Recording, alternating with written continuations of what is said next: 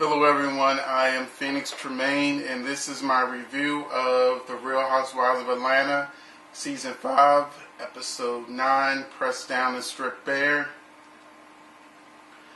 Okay, it starts off with Kenya and Nene meeting. Nene's in LA this episode, so they just kind of sprinkled her in a little bit.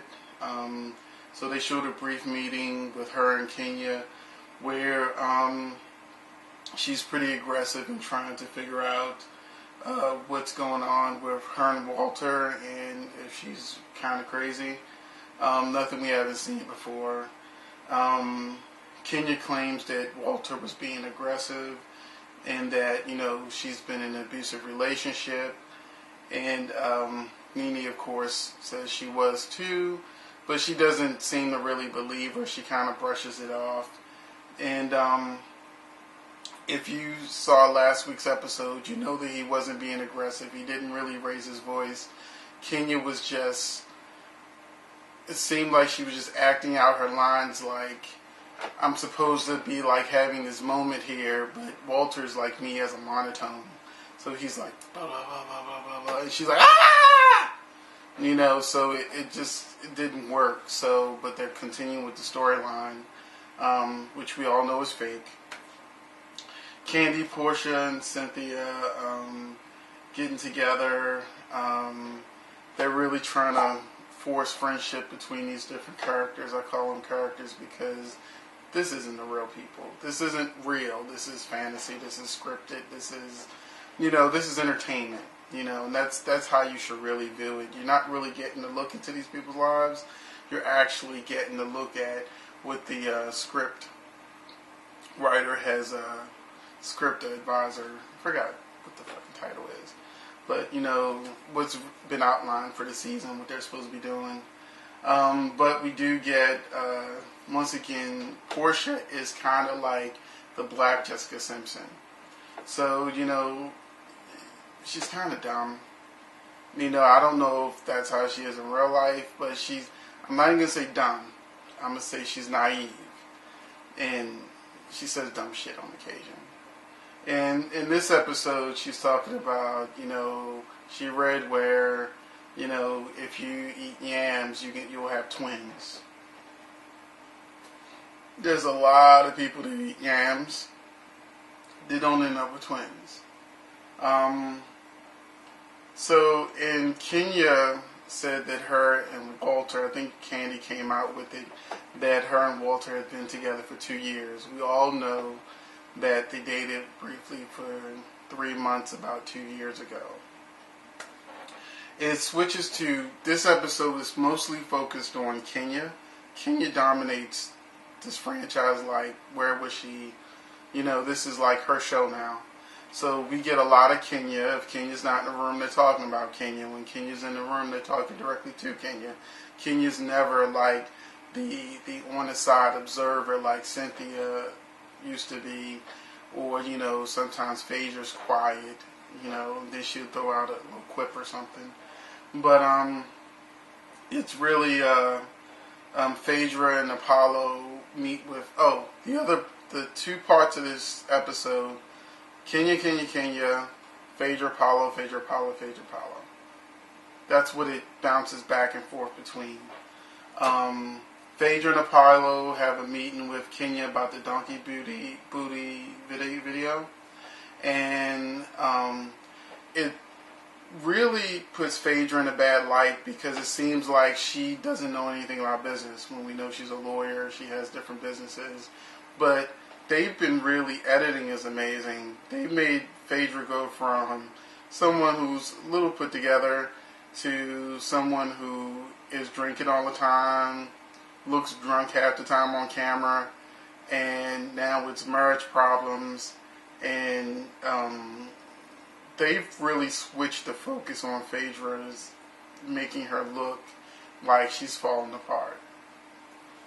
But Phaedra and Apollo had this meeting with Kenya, and Kenya eventually turns it to flirtations, asks if they've ever role played before. She plugs her movie with Boris Kojo she just released or whatever. And So I give it to Kenya for, plug your shit. That's what you're supposed to do. And Phaedra and Apollo start arguing right there in front of her. She says in the confessional how unprofessional it was. But, I mean, that's pretty much the tone of the episode. Every time they kind of get together in the episode, they're falling apart. Peter and Cynthia read an article about Phaedra and Apollo divorcing, that he's been cheating, and then Cynthia says, well, he's always in strip clubs. That's the only thing I can say is true. And Peter's like, well, yeah, he did just get out of jail, so technically he didn't just get out of jail. But, he can understand why he is always in strip clubs. And Cynthia and Peter decide they talk about strip clubs. He's like, yeah, I was in one last night. She's like, I want to go to one with you. She actually picks the club, and we'll talk about that in a minute. Kenya and Walter, once again, have one of those fake-ass kiss on the cheeks that you give your grandmother. And then they have this fake-ass conversation about their relationship. Fake-ass shit. Let's move on. Candy's home is blessed because with Phaedra's pastor.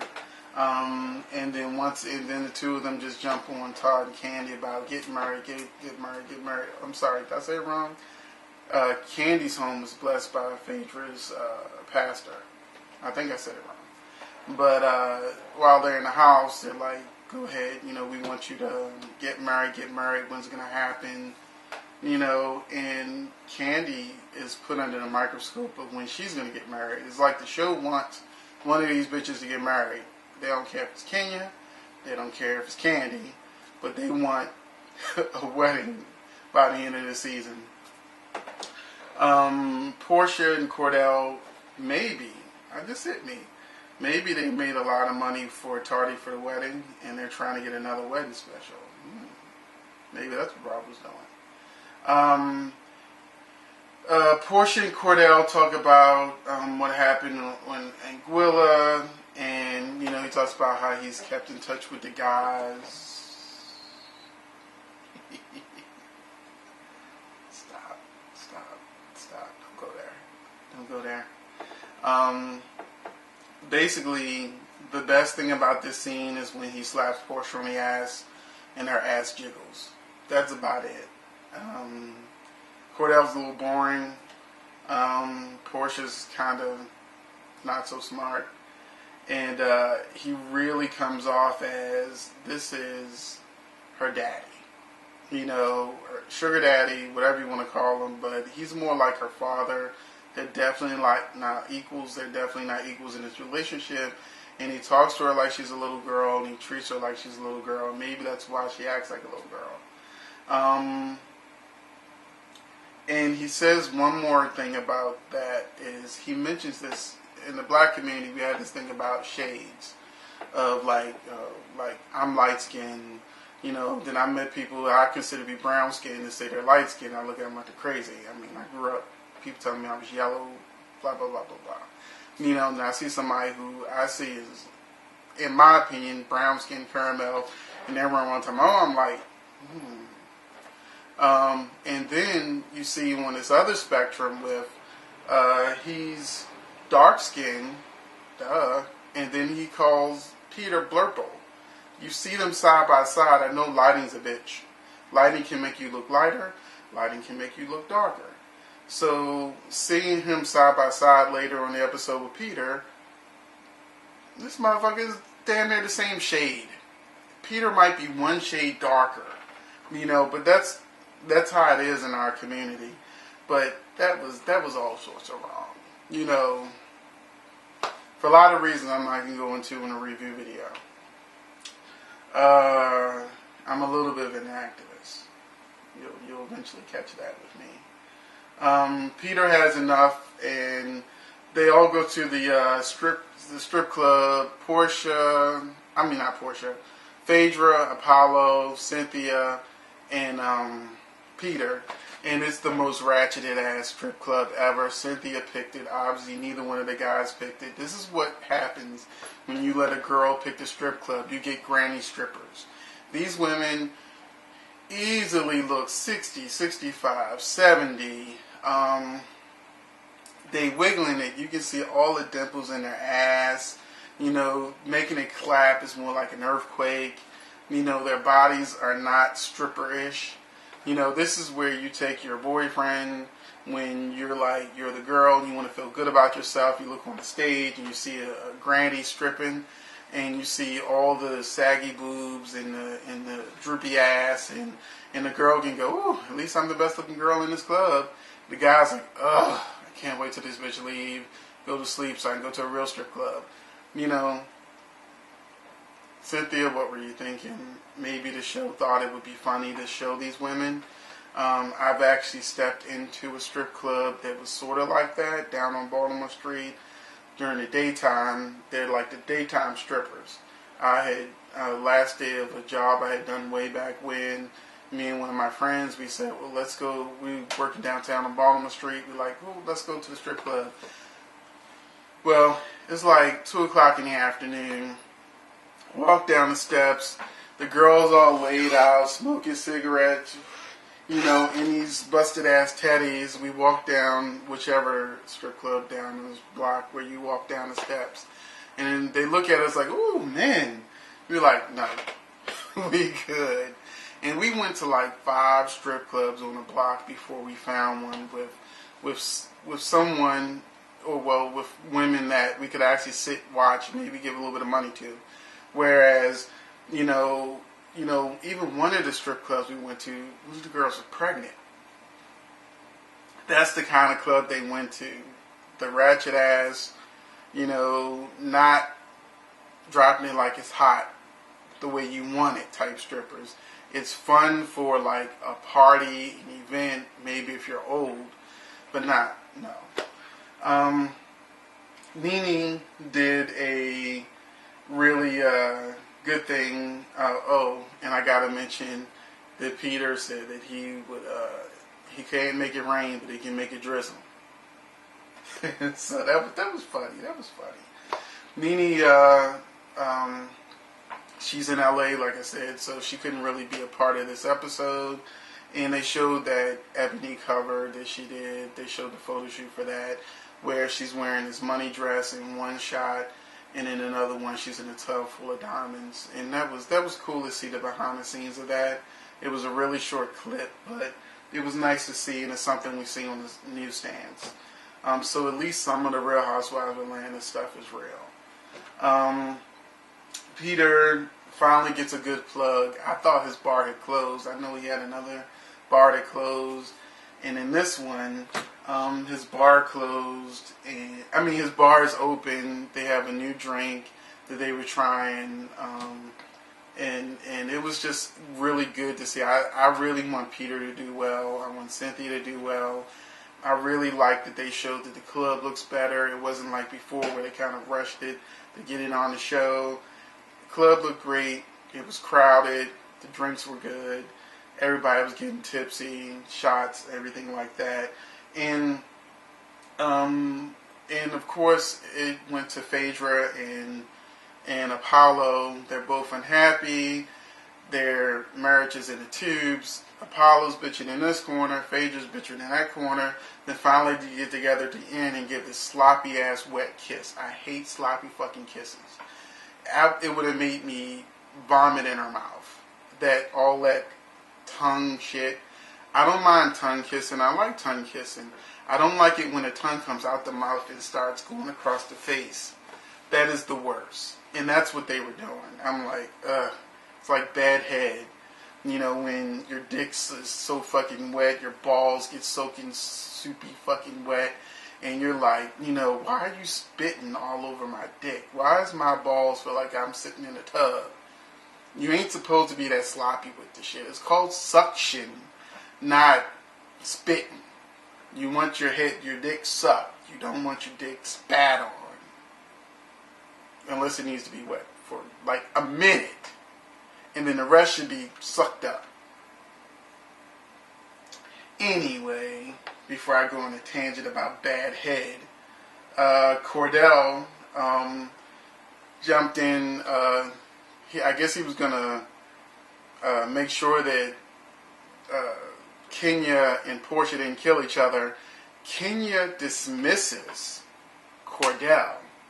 Portia co-signs. Cordell leaves. When they like, we need a minute. I've been like, nah, bitch, no. You know, I'm standing here. If you, whatever you got to say to my wife, you know, just say it, get it over with. You know, obviously you need a mediator. Bam, I'm here, bitch. Deal with it. Let Kenya hate me and give me some Kenya, some screen time. But Portia tries to like get all up in Kenya's shit. Kenya's like, nah, bitch, I'm the star now. Fuck you, I'm out. End of story. And that's about it. It was an okay episode. Wasn't too bad. But we'll see what happens next week. Looks like Candy and Tar have a little problem with Candy's daughter not wanting them to be in a relationship.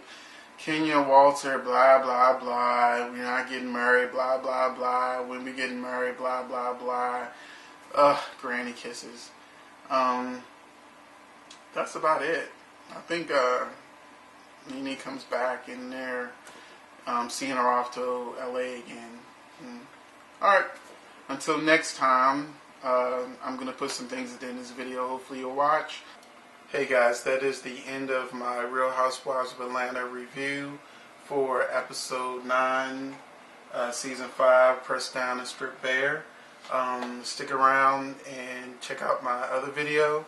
I'm going to provide the link below. I don't want to make this video too long, but in it I'll talk about the latest gossip and what's going on with me and my production company and things that have just been happening. We'll talk about Phaedra's pregnancy, Trey Songz picture leak, Fantasia's possible gay bashing, Kim Kardashian's pregnancy, Brandy getting engaged, and Evelyn and Chad back together.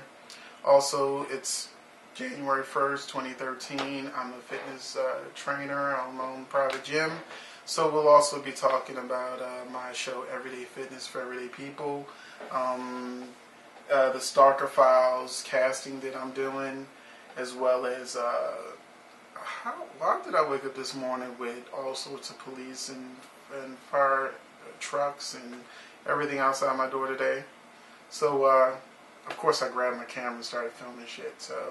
So check it all out. Happy New Year, and check out my new video. And I'll see you again next week for the Real Housewives of Atlanta episode 10 review.